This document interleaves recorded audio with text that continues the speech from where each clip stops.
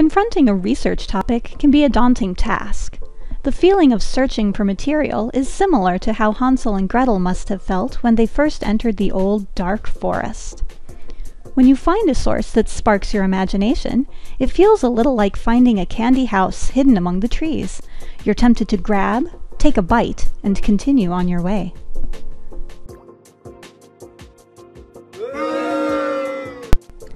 Finding sources, however, is only part of your task. And this forest isn't like Facebook, where you can grab, post, and keep right on going. Doing academic work is different. As you read and discover, you need to mark the twists and turns of your research, like Hansel and Gretel did when they made their trail of breadcrumbs. In academic work, breadcrumbs are references. You should collect not only the ideas, quotations, and images that catch your interest, you must also gather whose ideas they are and where you found them. Then, you record this information in your references. Otherwise, you may find when you return to working on the paper that these breadcrumbs have been devoured by time. The costs of this loss, however, mean more than just being lost in the woods. You could be guilty of plagiarism. Some thoughts about plagiarism. I know that when I was an undergrad, I used to have to trek over to the library, go to the card catalog, which were these cards, literally cards that were typed, look up my information, go find the book in the stacks, look through the book to find the answer, write the answer down or photocopy it, take it back to my room, type out my paper, and then cite the source. And today, for young people, it's very simple to just go, cut and paste, and put it in, and forget to cite or choose not to cite. And to me, that can cause a large amount of challenges. So my job is to look at their work and try to assess, are you actually learning? Now, if you take words that are not your own, or you take them from some other source, I'm not assessing your learning. I'm reading about what somebody else has said. And so when I detect plagiarism, I can't do my job because I can't understand what it is that you're thinking, what you're learning, what you're coming up with. So it really violates the educational mission, and it doesn't allow me to do my job. I can't help you learn if I can't read your own work.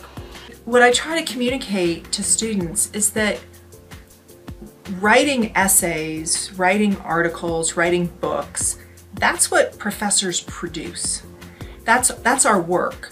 So in a way, for you to steal my ideas and not give me credit for them is as if you walked into my house and, walked out with my sofa or my TV or my laptop. So for me, I think that plagiarism is really about an issue of respect for the community and for the larger standards. It's showing that you as an individual have done the work, but that you're also recognizing and respecting the individuals whose ideas you're taking or you're using or you're synthesizing.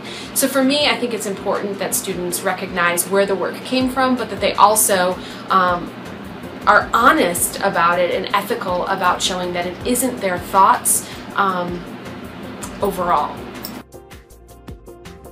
Well, it's incredibly easy to catch people when they plagiarize. We're researchers, that's what we do. And so once you get accustomed to someone's writing style, you can sense that they really didn't write it, and it's quite easy to go online and find it just where they've copied and pasted it, and then you've got them. It's very unfortunate. If you're found guilty of plagiarism, you are in violation of the Honor Code and could end up in honor court. As you're thinking about honor court issues, this is not just about you having an honor court record or having an honor court hearing. There are longer lasting repercussions to consider. For example, if you're planning on studying abroad, the Office of International Programs will check your judicial history. Also, the Career Center will check your history for competitive internships. And so anything on your record could impact your future success here at Hollins and afterward. So think about that. In order to avoid plagiarism, what do you need to reference?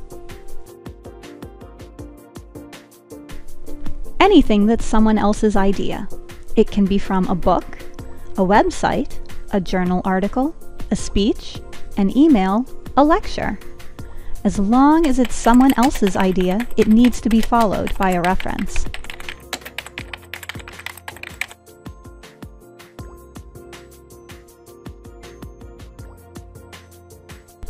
Also, anything that's created by someone else. Videos, images, charts, graphs, songs. They all need to be accompanied by a reference.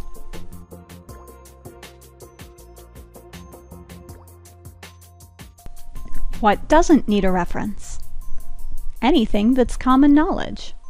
Common knowledge is general, a fact that can be found in many sources.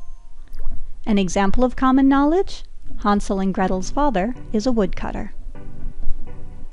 You also don't add references for commonplace ideas. Like common knowledge, commonplace ideas are general and found in many sources. An example of a commonplace idea? Because the witch wants to eat Hansel, she is an evil witch. But for any specific ideas that are not yours, but someone else's, you need to add a reference. For example, the author Stephen Claxton Oldfield has written about the idea that images of wicked step-parents in fairy tales and movies can influence real-life relationships. If I choose to use this in a paper I'm writing, I have to include a reference to lead my readers back to the source of that idea, Oldfield's scholarly writings. If you're not sure whether something needs a reference, it's best to add one just in case. You can also check with your professors to make sure that you understand what is considered common knowledge in their area of expertise.